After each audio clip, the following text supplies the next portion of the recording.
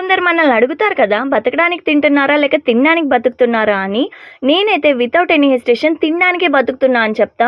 What is the main reason for me to constantly thinking about food and why I have unpredictable cravings అని ఆలోచిస్తే the answer is absolutely మా అమ్మ అని చెప్పొచ్చు.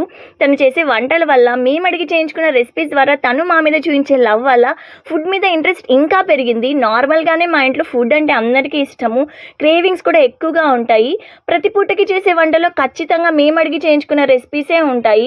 మా అమ్మ ఎవరు ఎప్పుడు ఏమడిగినా చాలా శ్రద్ధగా, ఇష్టంగా, ఇంట్రెస్ట్‌గా చేస్తది విసుక్కోకుండా. కానీ తను మాత్రం నాకు ఇది కావాలి, ఇది తినాలనిపిస్తుంది అని అనడం మాత్రం నేను ఎప్పుడు వినలేదు. నార్మల్‌గా అందరికీ ఒక్కో రెసిపీకి ఒక్కో ఫార్ములా ఉంటది కదా! కానీ మా అమ్మ మాత్రం సేమ్ డిష్ అయినా కూడా every other time different taste వచ్చేలా చేస్తది. ఎలా చేస్తదో తెలీదు. నిజంగా we are blessed with my mom. తన ఓపికకి, తను చూయించే లవ్‌కి, తన వంటలకి take a bow. Happy tummy. Thank you mummy.